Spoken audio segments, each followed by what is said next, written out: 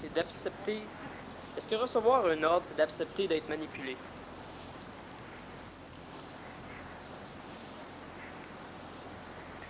Ça dépend bien gros du point de vue et de la conscience de celui qui pointe vise.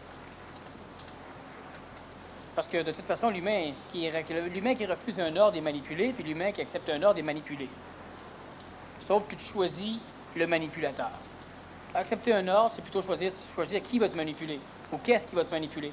L'humain reste manipulé pareil. C'est une vraie farce de dire, disons, la question elle-même, elle n'a pas de sens cosmique réel.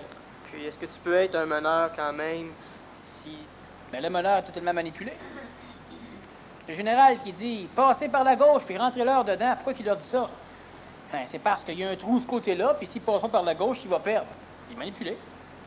C'est la situation, c'est les ennemis qui lui ordonnent quoi faire, s'il veut gagner.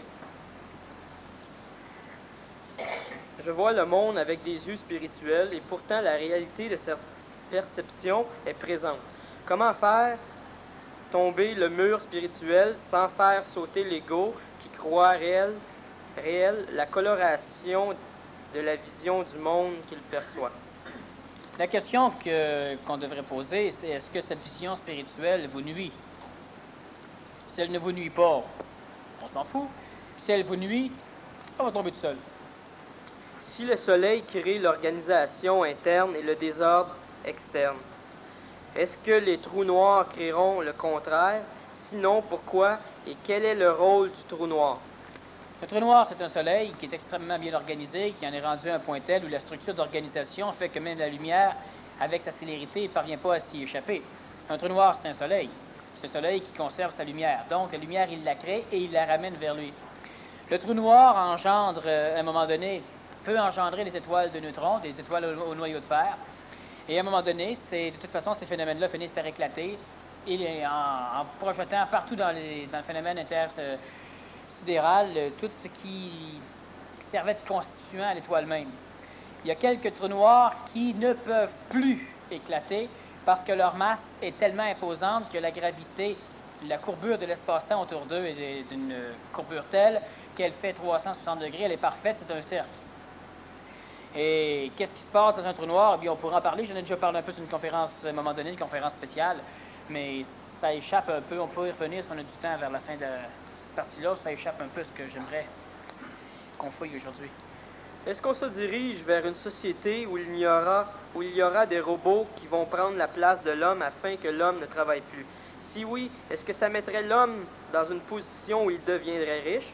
Si oui, est-ce que ça sera un équilibre parfait? L'équilibre parfait. Bon, premièrement, pour arriver à fonctionner, on doit vivre dans un déséquilibre parfait. L'équilibre parfait, c'est la recherche d'une forme d'entropie. L'équilibre parfait, c'est l'harmonie, c'est la stagnation totale. On aura un équilibre parfait lorsque tout ce qui est déséquilibré sur la planète Terre aura été rééquilibré par l'homme. Lorsqu'il n'y aura plus de pétrole, lorsqu'il n'y aura plus de charbon, lorsqu'il n'y aura plus de combustible nucléaire, lorsqu'il n'y aura plus rien de ce genre-là, lorsque l'énergie sera totalement inutilisable, alors on aura l'harmonie parfaite. On ne polluera plus, on ne tuera plus, et on ne vivra même plus. Bon. Alors, ce sera l'équilibre parfait. Quand l'homme ne sera plus là. C'est parfait, ça. Les dinosaures devaient attendre encore pour se réincarner. Non, le déséquilibre doit rester total. L'être humain est un être qui tend à harmoniser les choses. C'est pourquoi il se dirige vers sa propre destruction. Il épuise les ressources énergétiques en faisant en sorte de les restaurer dans un plan d'équilibre. On ne doit pas. Pendant que la Terre a passé des milliards d'années à accumuler de l'énergie, l'homme prend le charbon, prend le pétrole, prend ces choses-là, et en quelques années, en quelques millénaires, va redonner à la Terre la forme qu'elle avait avant la naissance de l'homme. Maintenant, est-ce qu'on se dirige vers une société où la robotique va prendre le dessus sur le travail de l'homme pour libérer l'homme du travail? Donc, pour libérer l'homme des lois de Dieu. Tu gagneras ton pain, la sueur de ton front. On va le gagner. Pendant longtemps, il y en a qui l'ont gagné à la sueur du front des autres. Et puis, à un moment donné, on pourrait le gagner à la sueur de l'huile, n'est-ce pas, des robots. On devrait, en tout cas, tout faire pour se diriger vers une société robotisée. Mais pour ça, il faudra que 99,9% des personnes qui ont 40 ans et plus soient mortes. Alors, le petit pourcentage qui reste, c'est peut-être ça.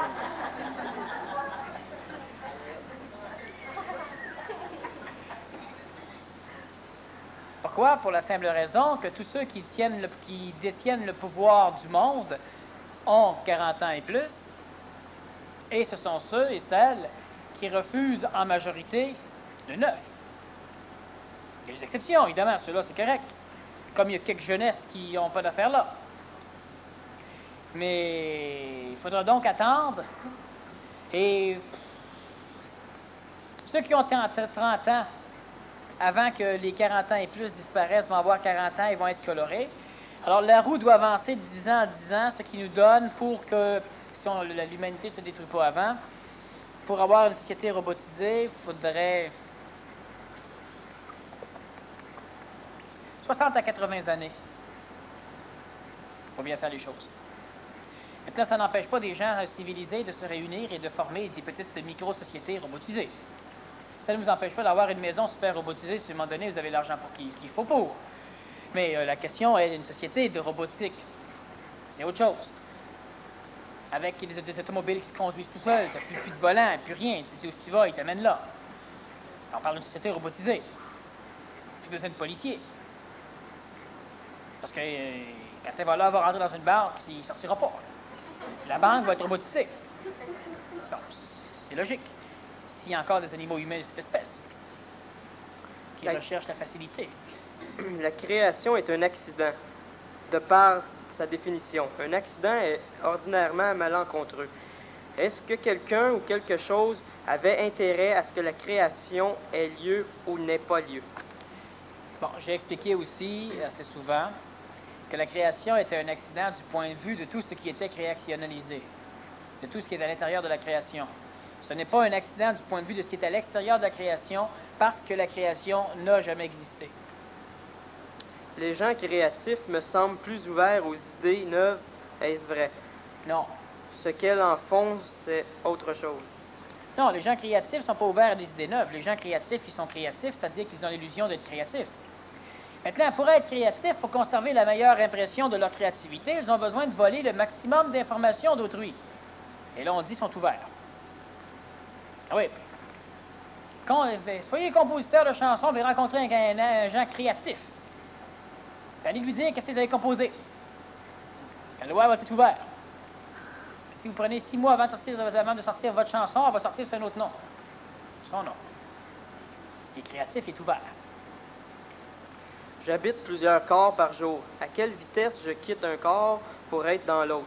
L'instantanéité est-elle la vitesse maximum qui doit donner l'illusion de la stabilité? Ah oui, l'instantanéité, c'est ce qui est le plus rapide, ça va de soi.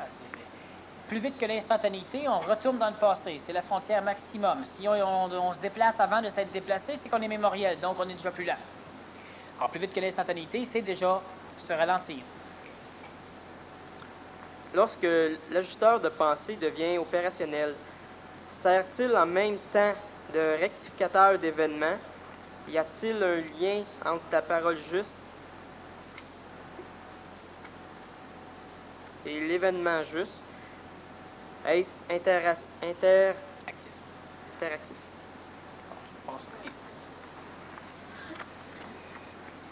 Lorsque l'ajusteur de pensée devient opérationnel, sert-il en même temps le rectificateur d'événements? Non. L'ajusteur de pensée est là uniquement pour vous faire chier. Bon. Alors, il ne rectifie pas les événements, c'est l'intelligence qui va le faire. Y a-t-il un lien entre une parole juste, et événements justes?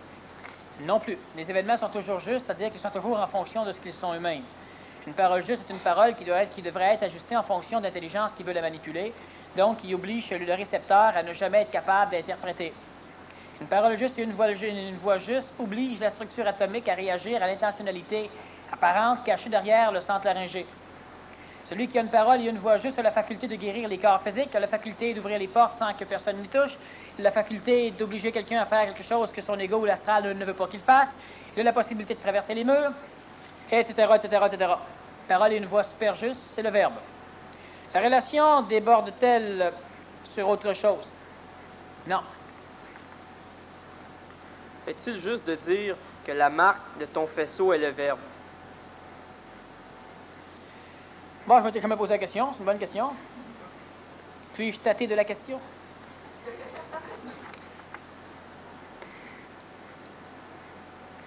Oui. En est-il de même pour les autres faisceaux? Non. Sinon, quelle est ou quelles sont leurs marques? Alors, j'en ai déjà parlé aussi dans une conférence à quel esprit êtes-vous reliés. On parlait donc des faisceaux et j'ai donné toute la mécanicité qui permettait aux individus de savoir de quel faisceau ils étaient reliés. Tous les moyens. La manipulation de questions dans la tête d'une personne est-elle la même que la manipulation d'une certaine joute de Mississippi où la plupart des rondelles étaient contrôlées? Ben, c'est un parallèle, on peut en faire plein. Continue.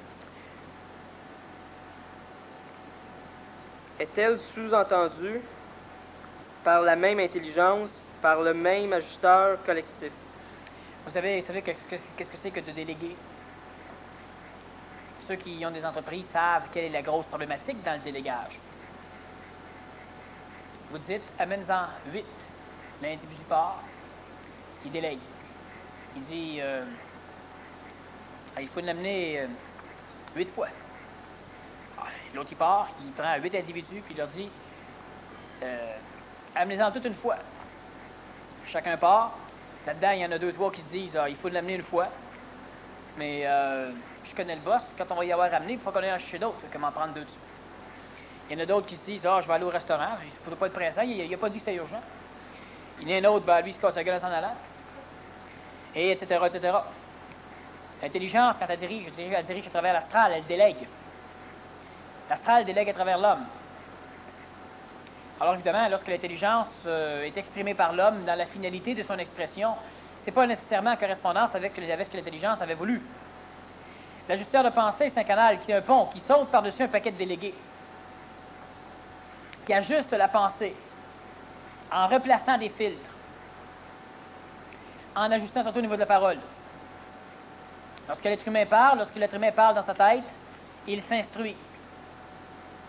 Cela donne de l'énergie au rectificateur de pensée qui, lui, va recolorer la décoloration pour faire en sorte que ce qui était décoloré retrouve sa coloration primaire. C'est pas instantané, mais c'est exact. Alors, lorsque l'intelligence s'exprime, lorsque l'intelligence traverse tout ce qu'il a à traverser pour arriver à être exprimé, c'est jamais comme c'était. Plus on se rapproche de l'intelligence, plus télépathiquement on est d'accord. Plus on est éloigné de l'intelligence, plus on est mémoriel ou traditionnel, plus on devra être en désaccord. Alors, l'organisation sera la tradition, puis le désordre sera les traditionnalistes. Si une personne refuse alors de servir de rondelle au jeu de la question... La personne ne refuse pas de servir de jeu, de rondelle dans le jeu. Le peut-elle si elle n'a aucun libre arbitre? Mais non, on ne peut pas. Peut-on s'écœurer d'une manipulation intelligente? Non. On peut découvrir qu'on est écœuré d'une manipulation intelligente. C'est l'ego. L'ego est toujours écœuré de tout, de toute façon. Bon, c'est pas même compliqué. Ça nous mène où et vers quoi? Ça nous mène là, vers ça. Peux-tu refuser, toi, de jouer au jeu de la réponse? Non. As-tu un libre arbitre? Non. Si oui, pourquoi joues-tu encore? Voilà, ça répond à la question. Est-ce des raisons intelligentes qui te permettent de continuer? Si oui, lesquelles? Ou est-ce par intérêt? Si Ni un ni l'autre. Manipuler.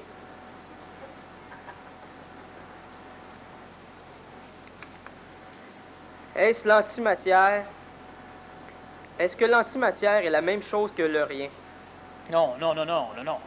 Les deux ensemble, la matière et l'antimatière, c'est la même chose que le rien. Du point de vue de la forme, dans la réalité, c'est de l'énergie. Qu'est-ce que c'est que l'antimatière? C'est rien. Mais non, je viens de dire que c'était pas ça. Un atome d'antimatière, c'est un atome qui est constitué d'électrons, autour duquel tournent des protons. Bon, simple. Quand un atome d'antimatière touche ou rencontre un atome de matière, les protons rencontrent les électrons rencontrent les protons du noyau, les électrons se dégagent, enfin, on recrée des atomes qui vont être, premièrement, la friction entre les deux va normalement engendrer une explosion majeure à cause des forces interactives qui s'opposent et qui s'attirent, et ça va dégager énormément de traces mémorielles, ça va dégager de l'énergie. Il ne s'annule pas. C'est une forme d'annulation du point de vue de leur expression, mais ça ne disparaît pas dans le néant, il va rester de l'énergie. D'ailleurs, la science travaille de plus en plus sur l'antimatière. On en crée de l'antimatière, aucun problème. Quand la création est apparue, il devait théoriquement y avoir autant d'antimatière que de matière. Les astrophysiciens, ils ont un problème, ils cherchent l'antimatière parce qu'il reste beaucoup plus de matière que d'antimatière. On en crée, et il y a une énergie extraordinaire à aller chercher avec l'antimatière. Et le travail se fait présentement sur la façon de conserver l'antimatière dans un contenant de matière. Matière réflexion. Alors, on est en train de travailler sur les champs électromagnétiques. Et effectivement, la matière peut engendrer un champ électromagnétique qui peut contenir de l'antimatière. Panne de courant, il ne reste plus de vaisseau. Occupe-t-elle un espace absolu? Si oui, lequel? Non, même chose, même loi que la matière, sauf que c'est à l'inverse. L'homme est-il de l'antimatière dans un temps non physique et dans un espace absolu? Non, l'homme est de la matière dans un temps physique et dans un espace restreint. Lorsqu'on parle de la force christique, de la force michaélienne, de quelle force parle-t-on? Bon. Alors, il y a la force gravitationnelle, la plus petite, la plus faible force de l'univers. L'attraction, la gravité. Ce qui fait en sorte de créer des trous noirs. Ce qui fait en sorte d'attirer le Soleil autour de la galaxie, les planètes autour des soleils, la Lune ou les lunes autour des planètes, et les choses dessus. C'est la plus faible force de la création. La preuve, tu peux sauter dans les airs. Il y a ensuite la force électromagnétique. Celle qui celle qui oblige les molécules et les atomes, une grande partie des structures atomiques, à rester cumulées ensemble. Il y a ensuite la force faible, qui répulse. C'est pas fort, ça répulse les choses. Lorsque les protons s'attirent sont proches les uns des autres, cette force les force à s'éloigner. Et il y a la force forte, qui fait que lorsque deux protons sont arrivés trop vite les uns vers les autres, lorsque la force faible ne peut pas les retourner, ils passent tellement proches que la force forte les agrippe ensemble. C'est ce qui engendre les atomes, les noyaux nucléaires.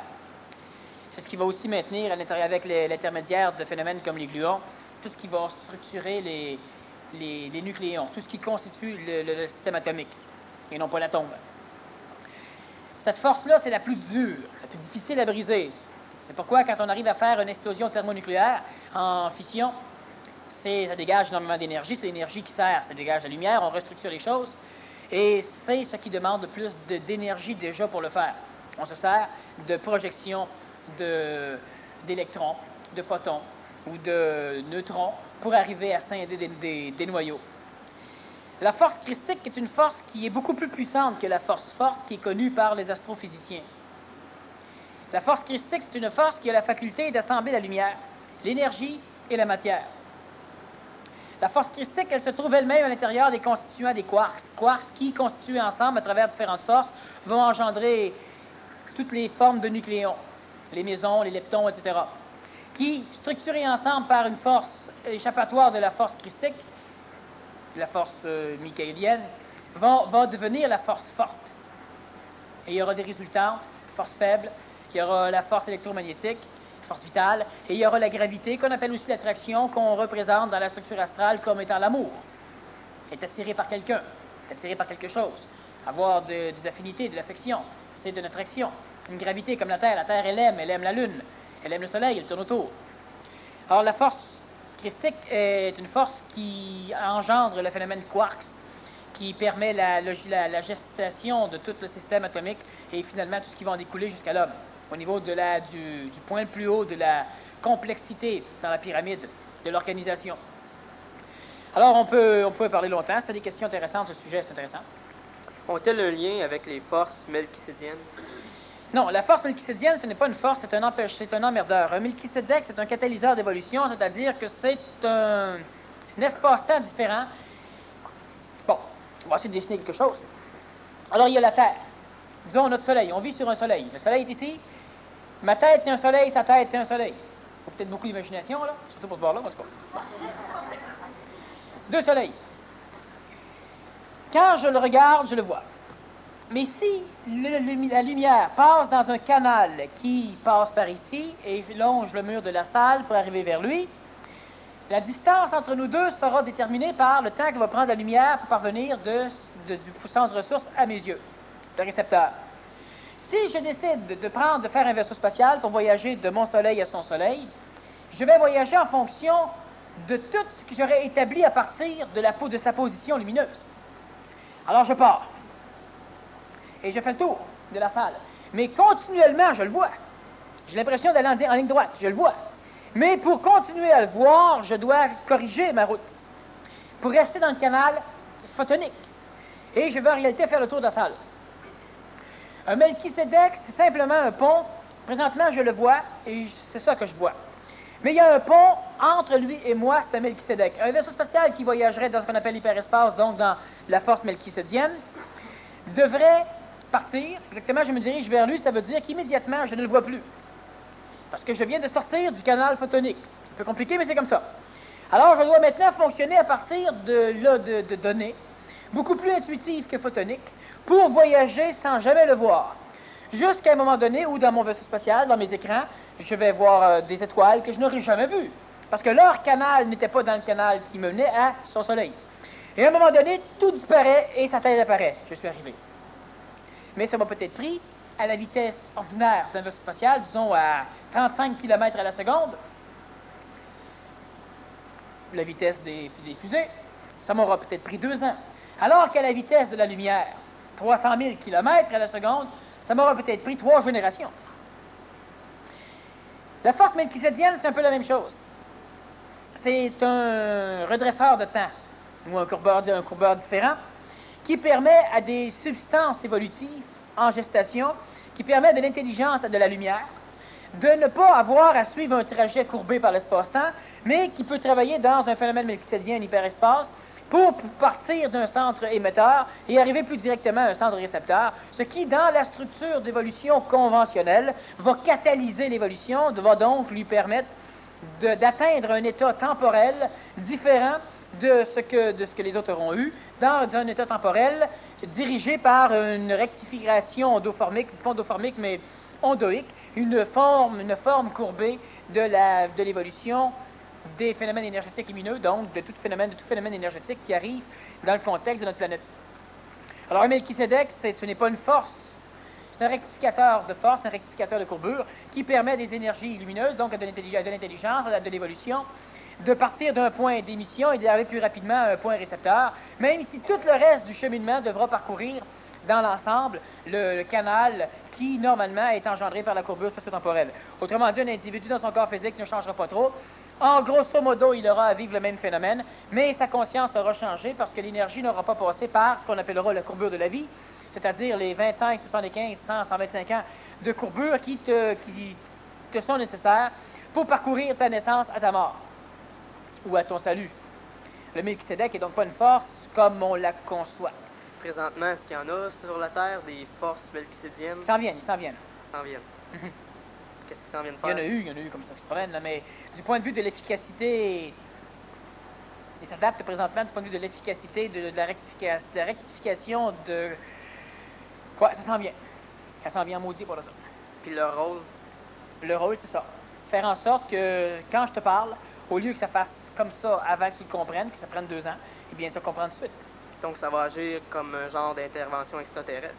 Bien, ça ne va pas agir comme un genre d'intervention extraterrestre. C'est un phénomène extraterrestre qui va agir purement comme un rectificateur de courbure spatio-temporelle, tandis que l'homme ne peut pas le faire encore.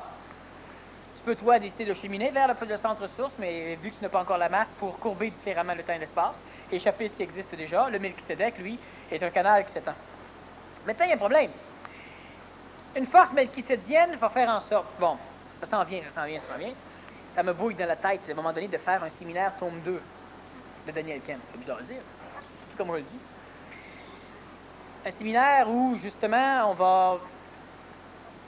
Ça me bouille, ça va venir, parce que de temps en temps, j'en parle à des gens. Où, au lieu de parler pour que ça fasse le tour de la salle, pour que continuellement tu puisses savoir où je veux en venir, où l'intelligence et l'infrastructure énergétique vont être appliquées de façon à ce que, possiblement que le temps que le travail va se faire, tu ne sauras vraiment pas où c'est que je veux en venir. Mais justement, tu auras perdu l'objectif. Comme le vaisseau spatial se promène. Il voit toi. Alors il part, puis il te lâche pas. Puis il te voit tout le temps. Mais t'es loin, maudit. Puis il a l'impression qu'il va en ligne droite alors que tout est en courbe. C'est facile. Quand tu marches sur la planète Terre, tu vas en ligne droite. Mais en courbe. Mais c'est tellement grand que... Mais c'est en ligne droite. Bon. Et à un moment donné, il y a un moyen pour que si notre bonhomme, le vaisseau spatial, décide de s'en aller directement là, il est totalement hors des contextes. Il t'entend pas, il te voit pas, il te sent pas, tu n'es plus là. Mais il marche directement vers.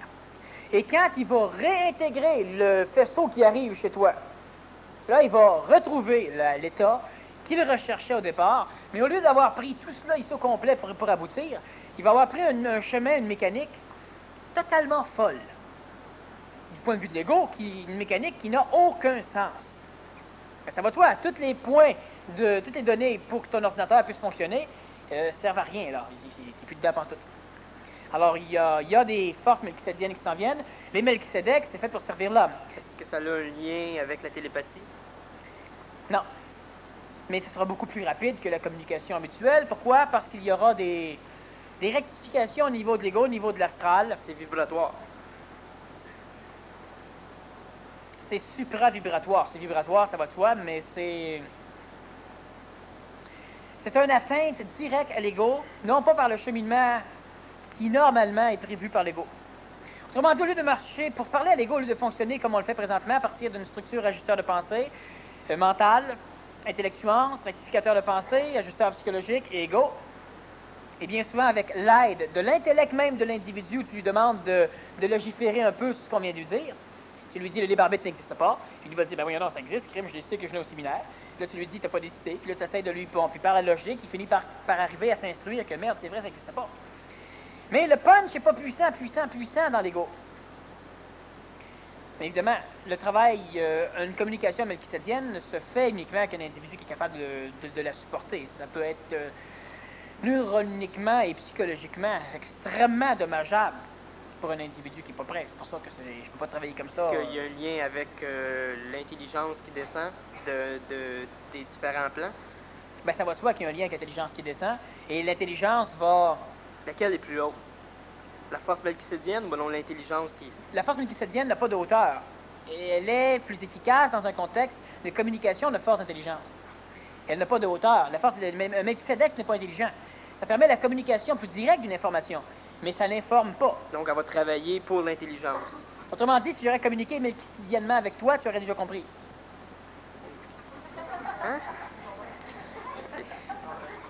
Par contre, il faut être capable de supporter. Évidemment, si on fait une conférence ici, ça ne sert à rien que je commence à communiquer avec lui. Si je communique avec toi, il n'y en a pas un seul qui peut suivre. Si je communique avec un autre, je ne peux plus suivre. Même pas en étant collectif? La force melchisédienne est une courbure qui s'adresse d'un soleil à un autre. Ça veut dire que mon ego, si je travaille avec toi d'un point de vue melchisédien, mon ego, pour le temps que je travaille avec toi, c'est absolument pas où c'est que je vais en venir, moi non plus. Autant que toi, tu ne sais pas pantoute où c'est que je vais en venir. Puis là, tu vas réagir, puis dans l'instantanéité, moi, je vais rectifier. Mais quand je dis moi, c'est une farce, pas l'ego, évidemment, c'est moi. Ça rectifie, et finalement, quand on arrive à... Là, on finit par s'entendre. Et c'est intéressant. En tout cas, ça va l'être pour moi. Ça va faire un séminaire. On a besoin de cobaye. Ah ouais. Pourquoi un Melchisédek planétaire est-il missionné, ou l'est-il? À résorber les mémoires de Jésus, ou pourquoi les mémoires de Jésus doivent-elles être résorbées par un Melchisédek planétaire? Quel est l'intérêt de ce... Une question à la fois. Tu reposes la première question? Oui. Pourquoi un Melchisédek planétaire est-il missionné, ou l'est-il, à résorber les mémoires de Jésus, ou pourquoi les mémoires de Jésus... C'est une question. C'est une question. Il n'y avait pas de point d'interrogation. Bon, c'est pas grave, c'est une question pareille. Mais en... La résorption des mémoires nazaréennes, ou Jésus, peut prendre énormément de temps. Pourquoi? Parce qu'il y a énormément d'individus qui ont dilapidé ces mémoires-là à travers à peu près tout ce qui peut être courbé au niveau de notre planète Terre. Donc, un phénomène melchisédien est un phénomène catalysant qui va faire en sorte que toutes ces mémoires peuvent plus rapidement retrouver l'endroit où ils doivent se réincarner. Ce qui est à peu près totalement accompli et digéré. Pourquoi c'est totalement accompli? À peu près totalement accompli. Il manque de quoi pour... Il y a encore une petite mémoire folle qui trimballe un peu partout. Mais il n'y en a plus tellement. Ils sont où, ces mémoires-là? Dans l'astral. Puis dans l'astral, dans certaines âmes de certains personnages.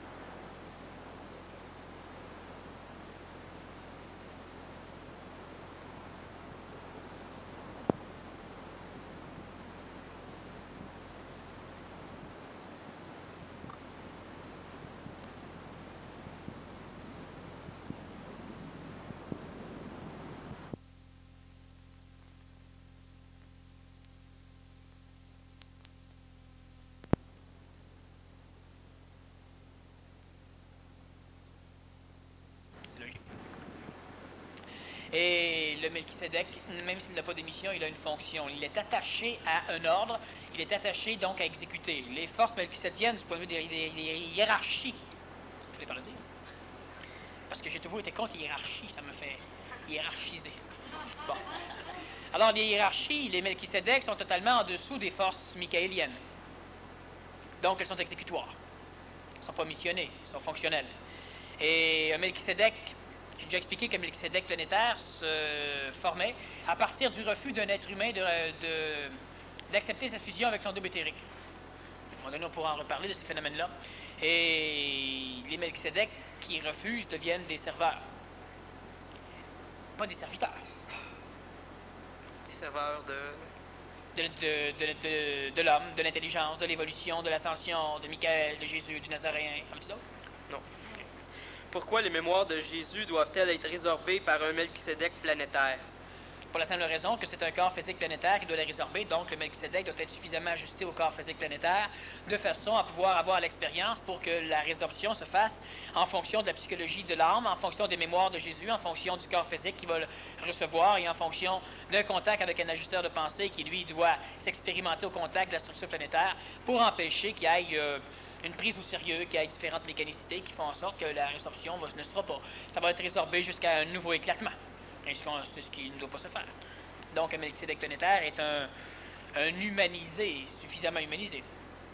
Donc, il y a un homme présentement qui se promène encore avec des mémoires, justement, de Jésus, du phénomène nazaréen. Ben, il y en a, non, le Melchisédek n'est pas un humain. Le Melchisédek est la résultante énergétique du refus d'une conscience humanoïde, d'une conscience humaine astralisée, d'un contact avec un double éthérique. Donc, le Melchisédek devient le double éthérique totalement libéré, qui va servir de canal pour permettre la résorption. Ça va servir de canal siphon, une espèce de bras d'aspirateur qui va aller fouiller partout à travers l'astral pour ramasser les mémoires authentiques de ce qu'a été Jésus. Et pour les amener vers celui qui a la faculté maintenant de ne pas refuser le contact avec son double éthérique. Celui-là va nécessairement avoir la mécanicité. Il sera mécaniquement celui qui devra recevoir ces mémoires pour les digérer de façon à libérer le monde de la mort, de façon à libérer la conscience jésuasienne, ouais, de l'homme. Quel est l'intérêt de ce Melchisédek planétaire? Où a-t-il le choix de le faire? Non, il n'a aucun intérêt. Il n'a pas de libre arbitre, il n'a pas de créativité, il n'a pas de valeur personnelle à développer. Il est un serveur, il n'est pas un serviteur. Un serviteur, c'est un imbécile qui est placé en dessous, qui est médiat, plié. Un serveur, c'est celui qui sert. Il y en a qui sont mitrailleurs, puis il y a le serveur qui est à côté. Le serveur, s'il veut tirer de la gâchette en même temps que l'autre, il va manquer de munitions dans la mitrailleuse à un moment donné. Puis le serveur et le mitrailleur, ils vont se faire tuer. Le serveur, c'est celui qui accomplit une tâche aussi utile que l'autre. Mais dans sa mécanique, il donne à. C'est tout. Oui.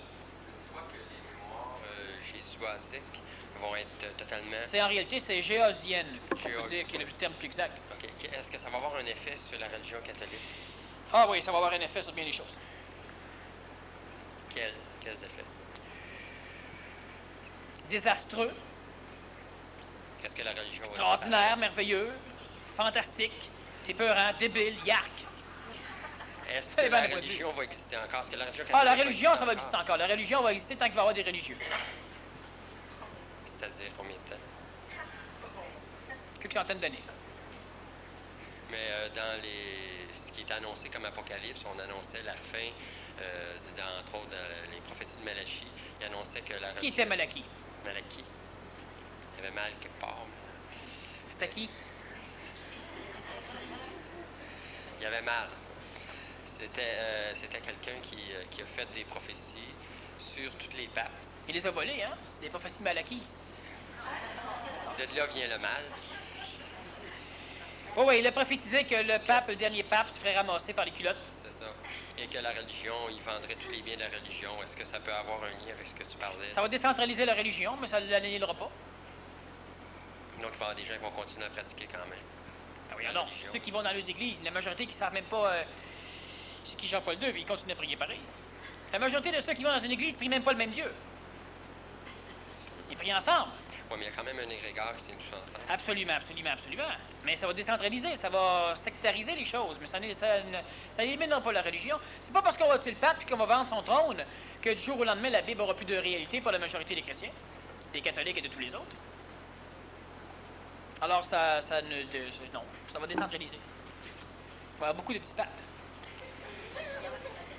Est-ce que le Hanging Rock australien est un lieu interdit? Pourquoi?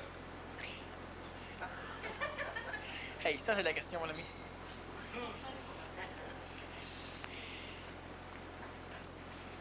Mais non, hein?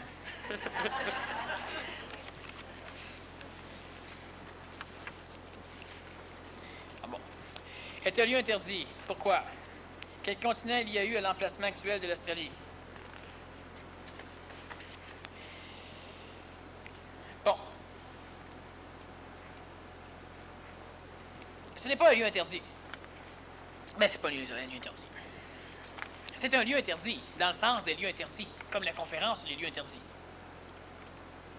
Bon. L'Australie, c'est un phénomène extraordinaire.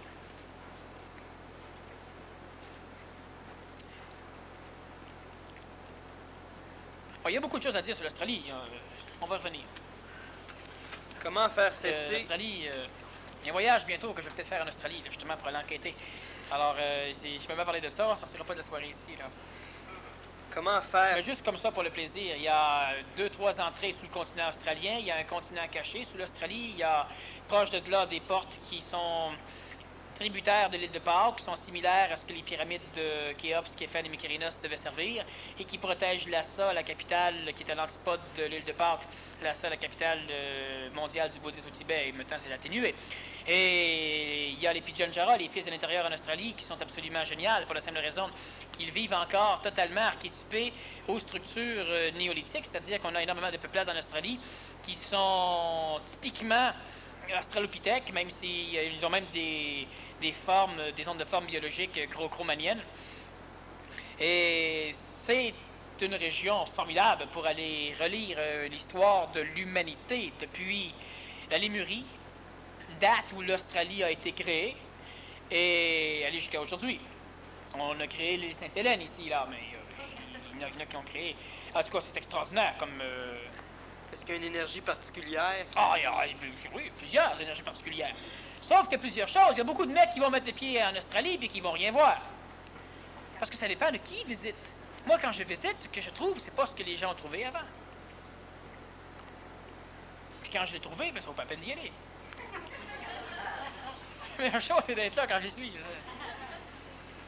Comment faire cesser un harcèlement astral quand tu n'as pas encore l'autorité mentale? Ben oui, c'est ça. Voilà. Ça. Tu peux pas. Mais les barbites, connaissez-vous ça? Parle-nous de l'intentionnalité pure et de ses actions virtuelles. Ben oui, c'est bien.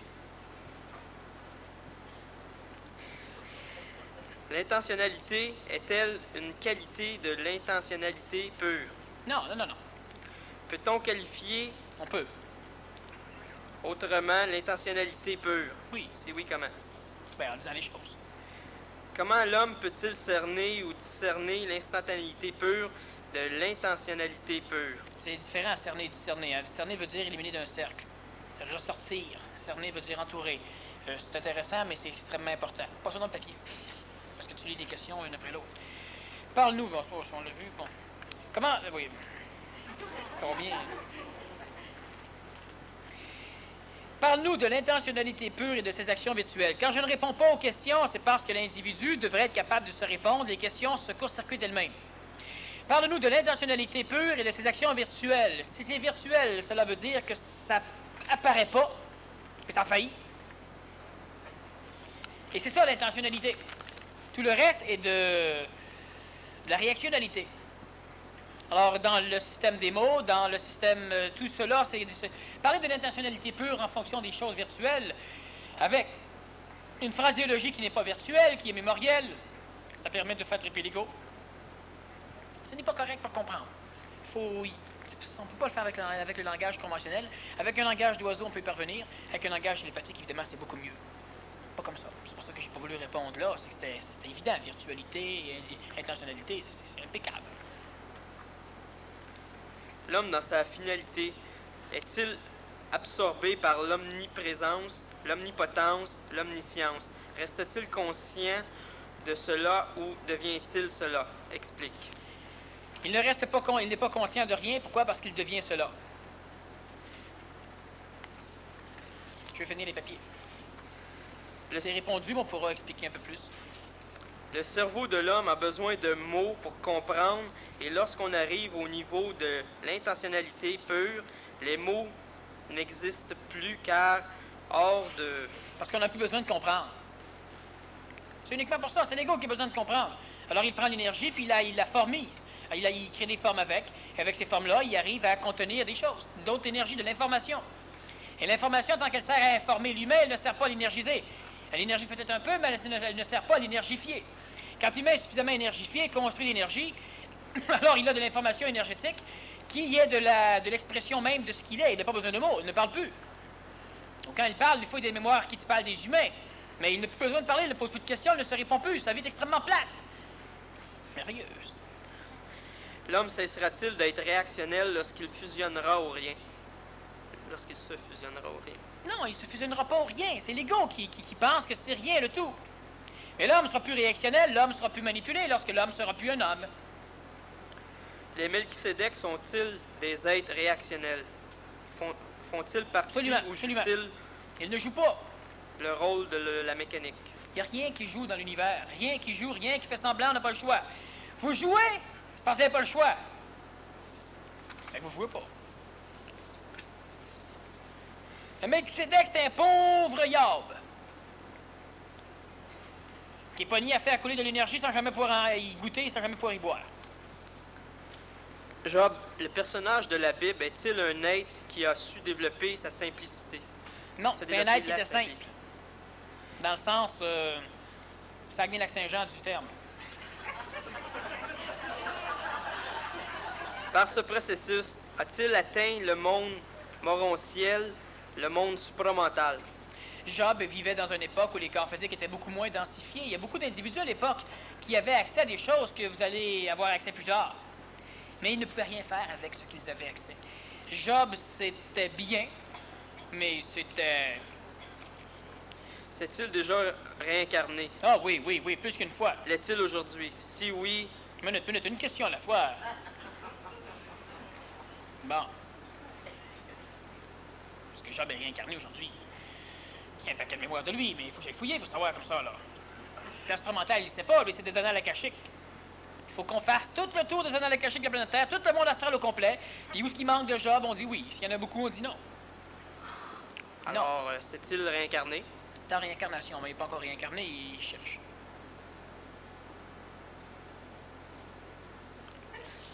Si oui, quel est sa job? Boge.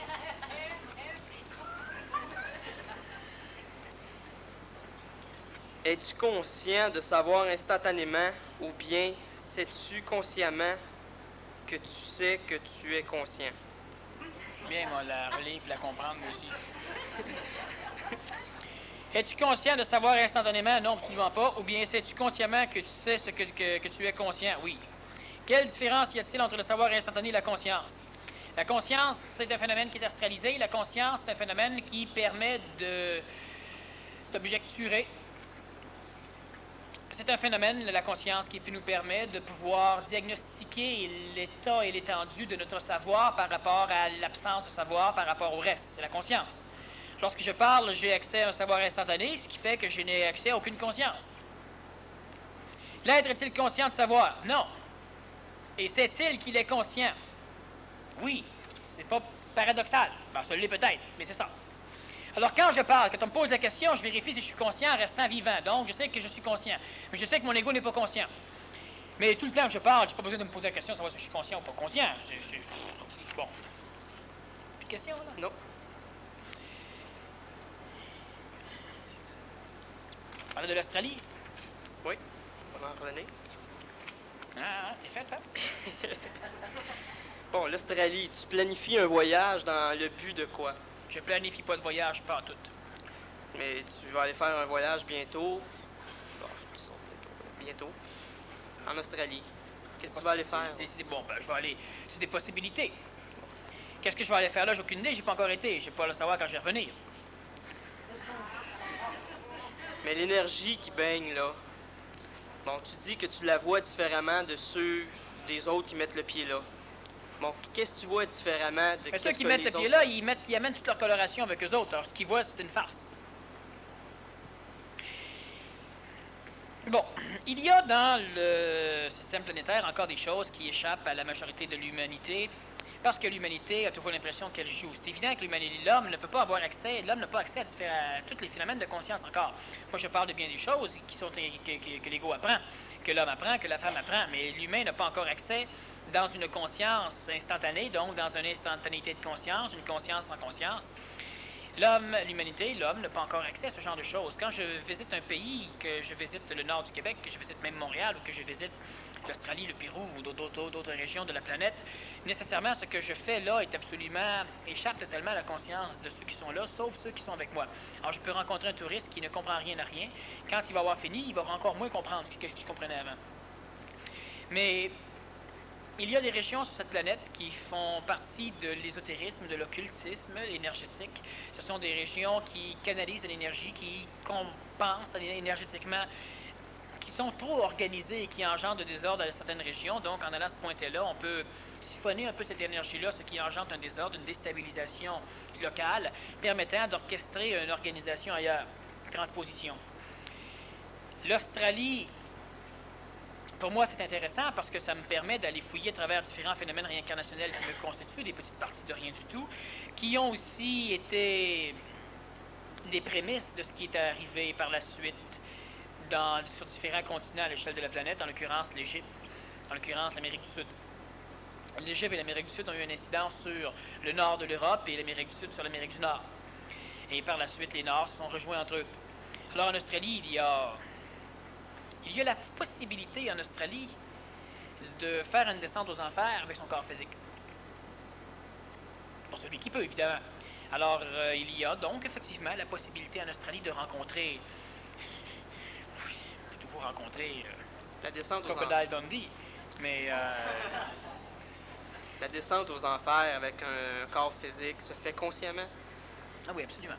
Donc l'humain avait la possibilité, lorsqu'il rencontrait certains en Amérique centrale et en Amérique du Sud, surtout en Amérique centrale, au Mexique entre autres, l'humain a eu une époque où l'humain pouvait, lorsqu'il rencontrait certaines terrestrifications melchisédiennes humanoïdées, on appelle ça pas des gourous, mais tout proche.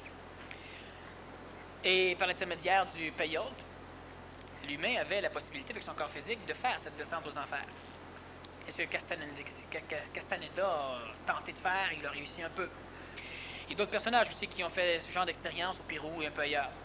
Maintenant, c'est que ces visites amènent l'humain dans un retour aux enfers qui n'appartient pas à des faisceaux particuliers de l'humain et qui n'appartient pas non plus à des faisceaux distinctif de l'humain. Celui qui va faire le travail de ce retour aux enfers fait un travail à travers un paquet de faisceaux mélangés, donc il descend aux enfers, mais d'un enfer qui n'est pas évolutif, un enfer qui brise des formes dans l'ego, un enfer qui fait éclater des consciences au niveau de l'ego, comme la marijuana pouvait faire aussi, mais la marijuana comme le peyote ont un problème, c'est qu'ils démolissent lentement le périsprit, le séraphin, ce qui fait en sorte que l'humain a de plus en plus de facilité à faire ce genre de voyage, mais à un moment donné, il devient une collectivité totale, il devient un troupeau aggloméré. En Australie, l'être humain, par son corps physique, sans prendre de drogue, simplement par une visite initiatique de certaines régions de l'Australie et par son abreuvement, la gustation, le boire, certaines formes énergétiques endoformiques, l'humain a la faculté de rencontrer des animaux humains, qui sont typiques de ce que l'humain était il y a de cela quelques années. On parle de quelques millions d'années. Alors, l'humain qui fait un travail convenable à travers les terres intérieures, les déserts, celui qui rencontre les fils de l'intérieur qui vivent là-bas, les Pitjantjatjara, a la faculté de faire un retour aux enfers avec son corps physique, donc il peut faire ce retour aux enfers avec une jeep ou un hélicoptère, pour qu'on comprenne bien ce que j'entends par corps physique. Maintenant, la vision de ce que l'humain va voir est nécessairement proportionnelle à sa conscience supramentale, à sa faculté de visiter les archétypes, à sa faculté de contrôler ses voyages astraux, à la faculté de contrôler ce qui le manipule de son vivant, à la faculté aussi de contrôler toutes les illusions qui vont naître devant son travail pour essayer de faire paniquer son ego. C'est intéressant. Puis quelles sont les luttes qu'un homme qui, justement, a l'intention de faire une descente aux enfers doit rencontrer? Ben, premièrement, on commence par lui prouver que c'est une farce. Donc, il peut se faire bouffer par un crocodile, il peut se faire bouffer par un serpent. Enfin, bouffer, il peut se faire attaquer. Il peut se faire attaquer par des pillards. Il y en a plein des pillards quand tu t'en vas un peu au niveau des terres. Il peut mourir dans la jungle, il y a aussi des gens. Il peut mourir simplement gelé, il peut mourir sous le soleil torride d'un désert. Il peut carrément mourir de faim, mourir de soif et se perdre. C'est le début, ça, c'est la banalité. Et puis, si l'humain est suffisamment organisé pour supporter ce genre de fléau, eh bien, il rencontre des peuples. Ces peuplades vont vouloir l'initier par certaines drogues. Dans certains cas, il devra absorber les drogues, mais il devra être capable de transmuer les drogues pour que les drogues ne le droguent pas. Et là, c'est autre chose. Ça demande une magnification intéressante. Et il doit aussi être capable de décoder le langage, un langage que ces personnages ne connaissent même pas. Il va rencontrer, il va faire ce qu'une élite a déjà fait. Mais les autres, ils l'ont fait mieux que nous autres. Il y a de cela quelques années, en Europe, c'était en Suède, il y a des personnages qui, au XVIIe siècle, début du XVIIIe siècle, qui sont parvenus à inventer une machine qui leur permettait de transporter leur illusion odoformique à travers des archétypes, en langage conventionnel, à voyager dans le temps. Bon. Et ces personnages ont été jusqu'à... Ça a été repris par la suite parce que la trace archétypale est restée par des romanciers. Ils voulaient bâtir une société comme ça. Mais le problème majeur de cette société était toujours l'animal humain qui les entourait, donc les agressions de l'extérieur, les guerres, les pilleurs, les voleurs, etc. Sans compter tout ce qui vient au niveau de la désinformation par ce qu'on appelle l'information.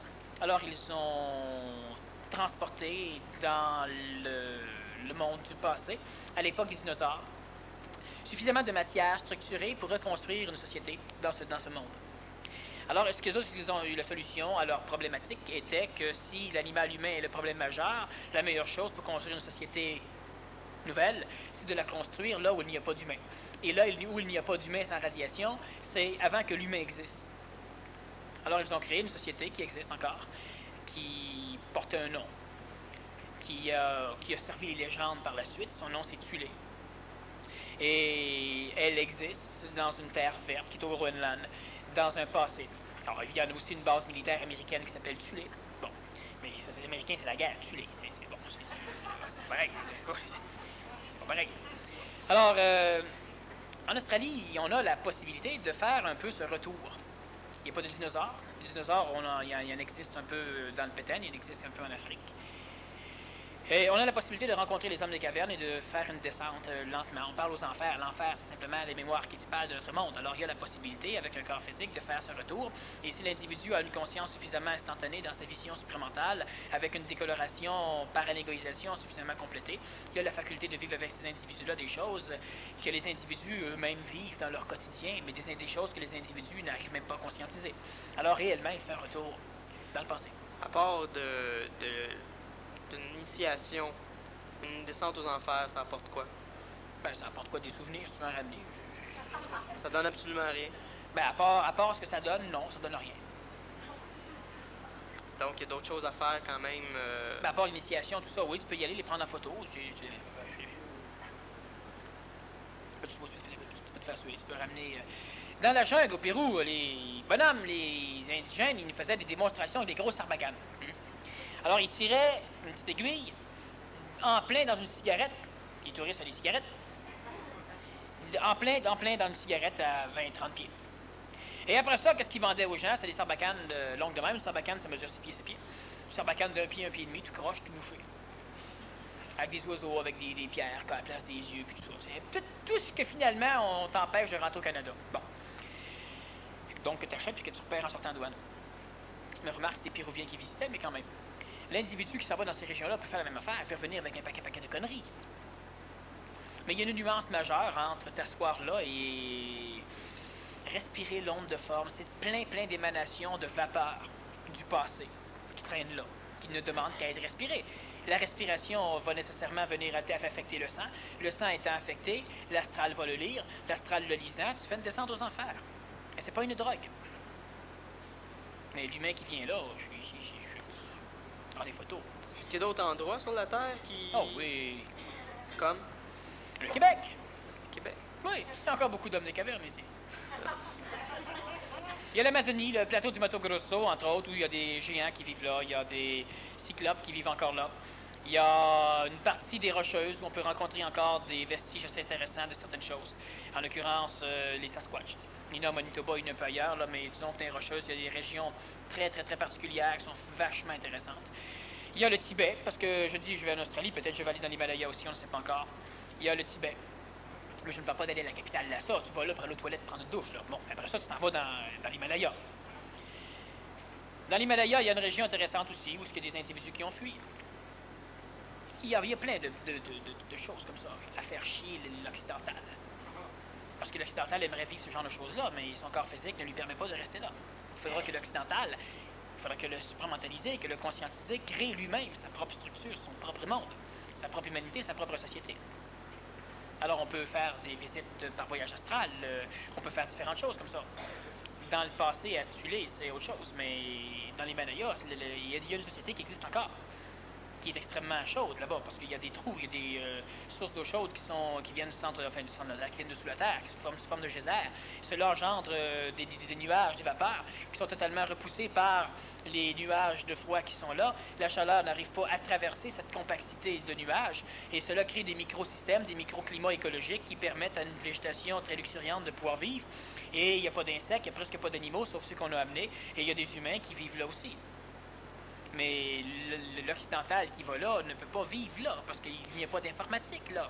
Ah, certains vont dire, c'est pas grave, moi si je serais là, ça s'ennuierait vite, il n'y a pas de vidéo, il n'y a pas de robots, il n'y a pas... Ce n'est pas pour nous. C'est un autre monde, qui est génial, adapté à l'oriental, entre autres. Ce n'est pas notre monde. Alors notre monde, nous autres, il se fait peut-être sous des dômes, il se fait peut-être avec des robots, il se fait peut-être avec une technologie qui est différente. Mais dans une société où il n'y a pas de prédateurs. D'autres hommes. Donc, ça va insinuer que l'homme nouveau... Ben, l'homme nouveau va être seul. Comme il est toujours été seul, de toute façon. C'est pas compliqué, l'homme nouveau. Je résume brièvement, c'est important, utile. L'une des traces les plus dommageables de l'évolution de l'homme, c'est le libre arbitre, cette illusion. Je l'attaque régulièrement. On n'a pas le choix. Tant qu'à pas avoir le choix, soyons manipulés par quelque chose qui va nous amener au moins là où il y a de l'intelligence. La valorisation est une farce, une lubie. Cessez de vous croire médiocre. Vous allez cesser de la compétition. C'est simple. La créativité est une connerie. L'humain n'est pas créatif. L'humain est réactionnel, donc réactif. Vouloir vivre d'une création, vouloir être créateur, vouloir supporter sa créativité, vouloir exprimer sa créativité, c'est vouloir être tout sauf ce qu'on est. Il y a une hiérarchie. La hiérarchie, elle est établie à partir de ce qui descend dans l'homme, à partir de la génétique. Vous ne pouvez pas la supporter, votre propre niveau. Ça va venir. Aristocratisez-vous. Mais ça va venir. Mais nécessairement, il y aura des individus qui seront au niveau 3, au niveau 4, au niveau 2, au niveau 1, au niveau 5. Si on veut monter sa classe hiérarchique, on devra monter le chapeau complet. Si on ne veut pas, on ne montera pas. On peut changer la différence de potentiel, la valeur psychologique, la perception psychologique émotive. Alors, on change de pyramide. On a une pyramide plus faible. Nécessairement, on est plus haut. Plus haut par rapport à la tête. Et dans une évolution d'intelligence, on ne vise pas à être plus haut par rapport à la tête. On vise à être plus haut par rapport aux pieds. S'éloigner de la merde. Et non pas monter par-dessus les autres. Il y a un cave qui dit, mieux vaut être le premier dans un village que le deuxième à Rome. Je vais travailler comme un imbécile, reste premier dans ton village. Le deuxième à Rome a mauditement mieux que toi premier dans ton village. Alors, trouvez son trou, puis restez dedans. Travailler, c'est parce qu'on n'a pas compris. C'est parce qu'on n'a pas compris. On est encore obligé de travailler, c'est correct, on n'a pas encore compris, ça va. À un moment donné, il faut créer des synergies. Que le travail se fasse sans l'homme, sans la femme. Et que le résultat organisationnel nous revienne de droit. Qu'on s'assujettisse à un karma blanc. Puis qu'on laisse aux autres le karma noir. On n'y échappe pas. Pas pour l'instant. Tant qu'il y aura des humains qui voudront souffrir, il y aura du désordre qu'ils pourront absorber.